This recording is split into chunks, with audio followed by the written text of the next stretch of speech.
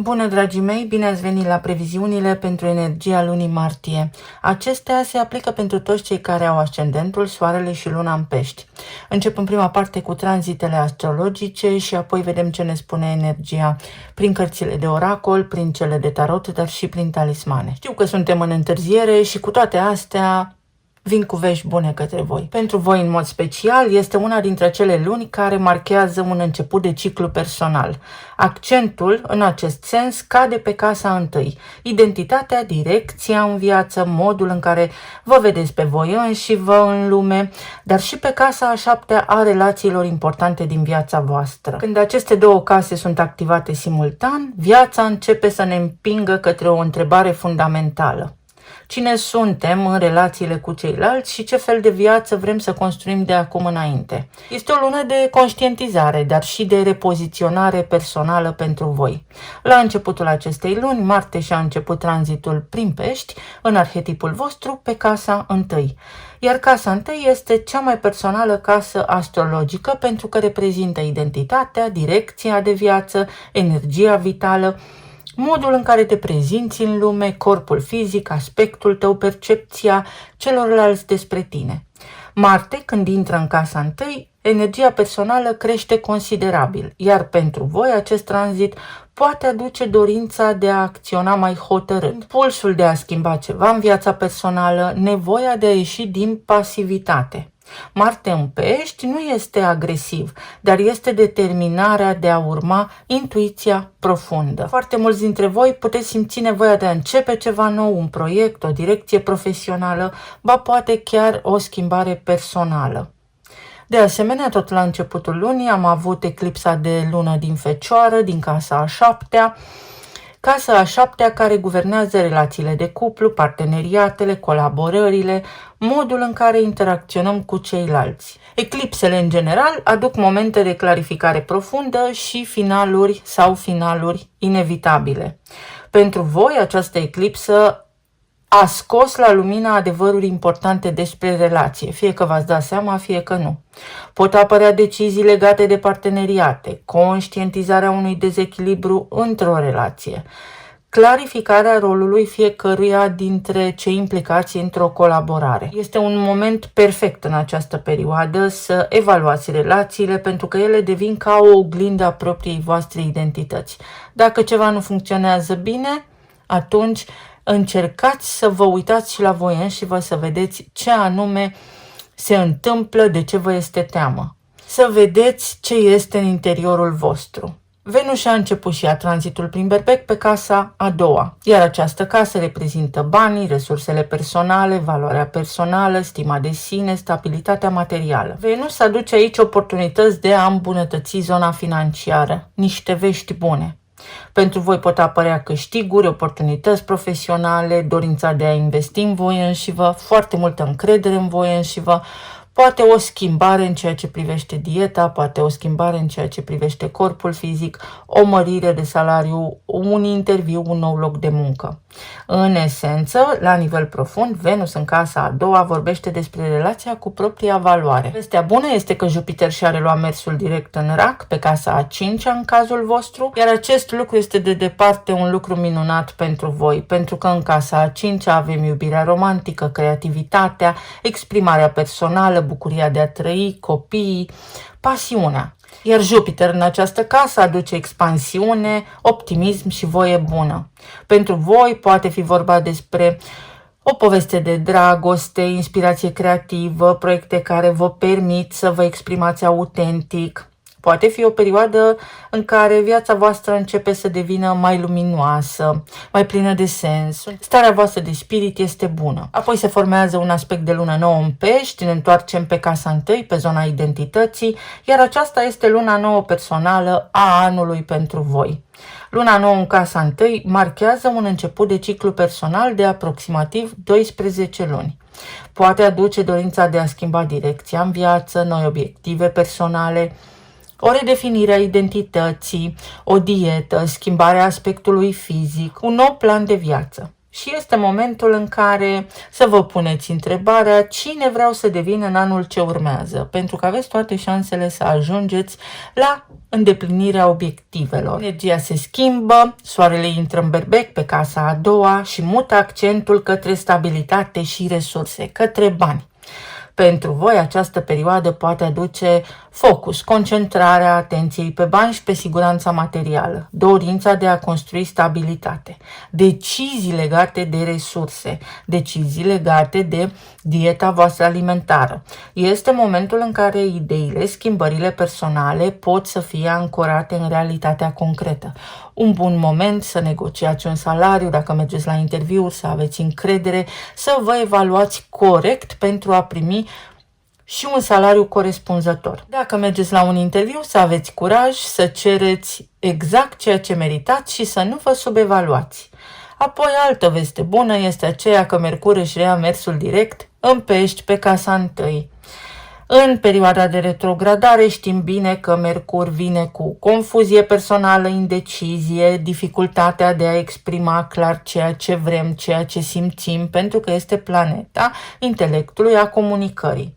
Acum că își revine în mers direct, lucrurile încep să se clarifice încet, încet. Devine și mai ușor să exprimăm ideile și să ne afirmăm poziția. Pentru voi acest lucru este extrem de bun pentru că nu mai sunteți confuzi. Vă este din ce în ce mai clar totul în ceea ce privește identitatea, aspectul fizic, tot ceea ce vreți voi să realizați începând de acum înainte. Spre sfârșitul acestei luni avem un aspect favorabil care se formează între Saturn din Berbec, Neptun din Berbec și Pluton din Vărsător. Iar aici avem casa a doua și casa a 12-a.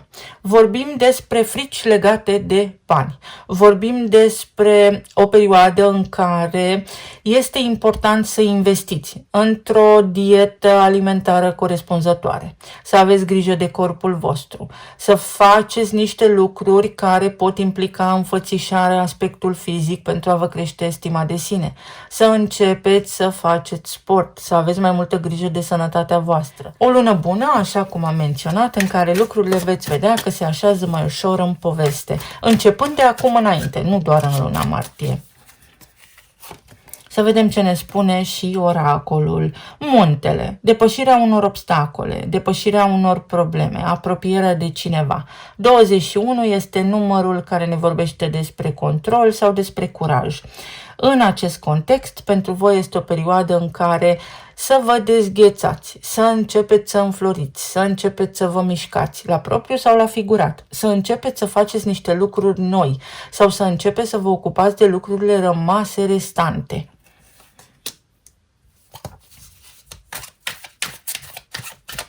Își revin lucrurile la normal, acolo unde au existat amânări, toate lucrurile încep să funcționeze din ce în ce mai bine. Avem aici următorul mesaj. Ai grijă la credințele tale pentru că ceea ce crezi ți se întâmplă. Mulți oameni trăiesc în marea majoritate a timpului inconștient sau au deja convingeri proprii, tipare limitative, care nu le permit să se dezvolte armonios sau mai mult în această viață. Iar pentru voi această lună, mai ales prin eclipsa de la început de lună, are ca scop dezghețarea, curajul, dar și comunicarea cu ceilalți. Prin ceilalți puteți căpăta voi acum claritate mai multă. În funcție de cum sunt ceilalți în raport cu voi, veți vedea că primiți niște răspunsuri importante. De asemenea, o eclipsă pe casa 7 poate veni cu o finalitate pe zona de relații, poate fi fie trecerea la un nivel mai profund în relație, fie o separare, depinde de caz. Avem luna, pentru că am vorbit despre eclipsă, inconștientul, subconștientul, energie romantică, afecțiune, recunoaștere. Este ca și când în sfârșit se face lumină, mai ales pentru că aveți tranzite pe casa întâi. Vă vedeți și voi pe voi înși vă văd și ceilalți mai clar.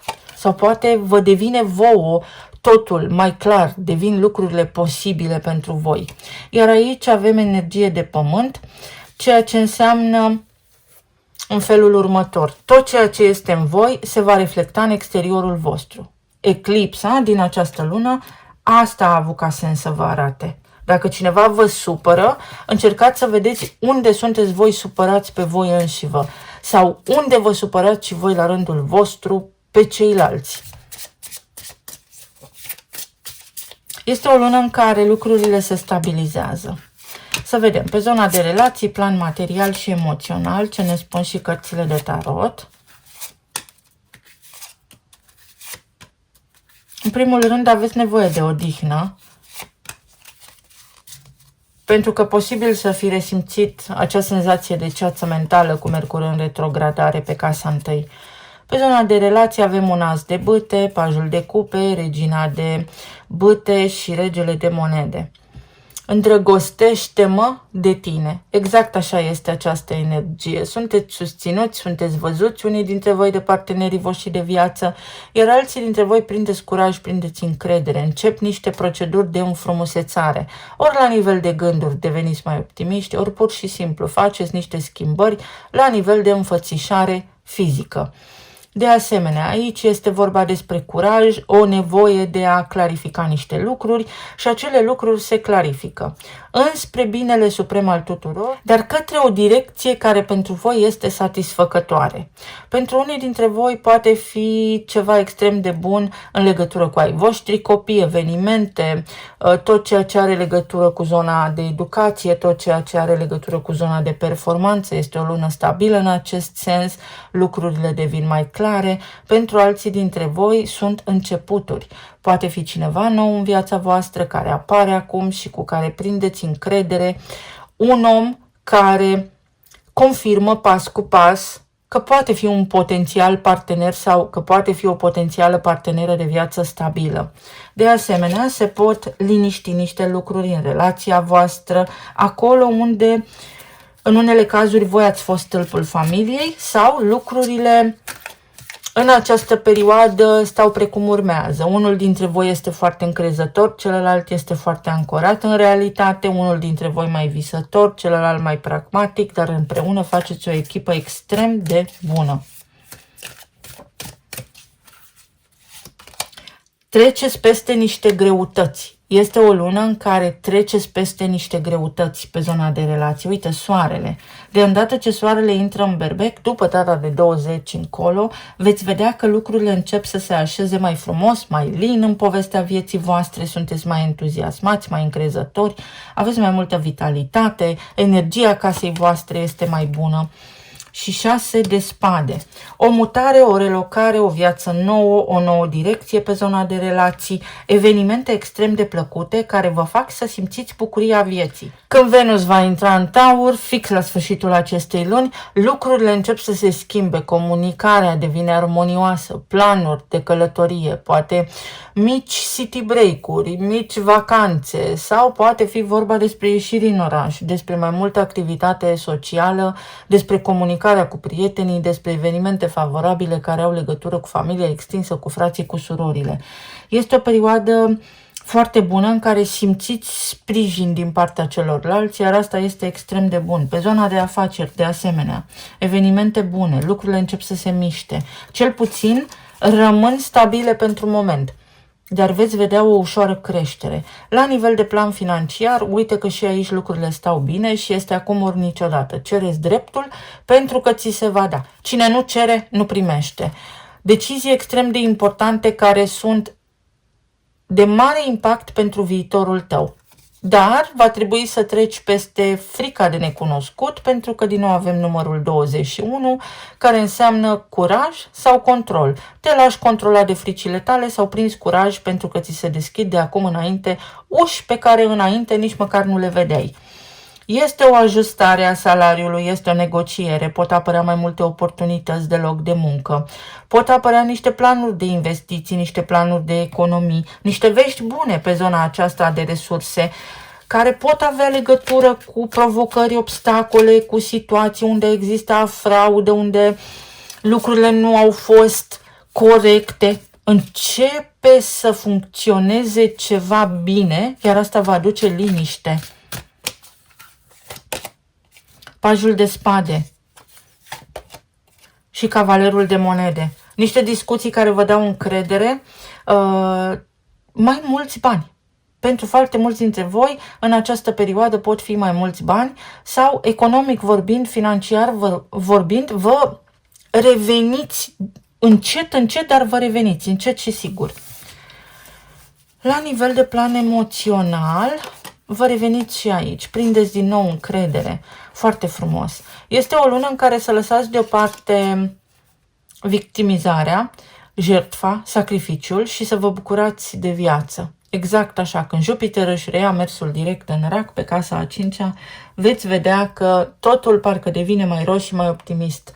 Desigur, trebuie să și vreți să vedeți viața și frumos și optimist. Este o perioadă în care puteți scăpa de pesimism, de provocări, de durere. Este o perioadă în care vă puteți vindeca. Este o perioadă în care primiți niște indicii clare în legătură cu ceva simptome care vă neliniștesc, ceva simptome care vă supără.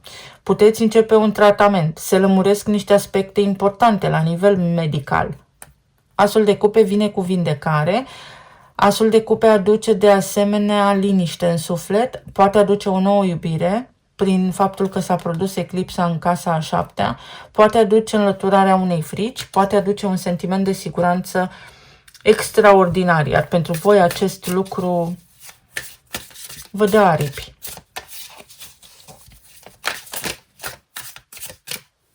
Vă îndepărtați de tot ce a fost. Ar fi ideal să lăsați în urmă ce a fost și să priviți către viitor.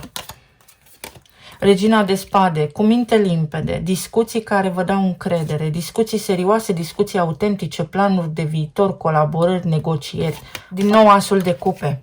O lună extrem de benefică în care dacă cereți, primiți. Dacă spuneți, primiți. Dacă exprimați ceea ce simțiți, veți vedea că nu este nevoie să presupuneți, că lucrurile sunt mai clare, sunt mai ușoare, sunt mai frumoase decât gândiți voi că sunt. Și o moștenire. Învață din trecut, dar nu îl repeta. O lună în care poți învăța din greșelile tale. O lună în care poți învăța din experiența ta de viață sau o lună în care experiența ta de viață va fi extrem de benefică. Fie că vorbim despre relații, unde vei ști să răspunzi înțelept, fie că vorbim despre locul de muncă, unde vei fi apreciat în funcție de experiența ta de viață, fie că vorbim despre momentele acelea în care poate nu te simți neapărat bine la nivel de sănătate, dar înțelegi că dacă te stresezi, nu ești bine. Dacă ești fericit, ești bine. Să vedem ce ne spun și talismanele.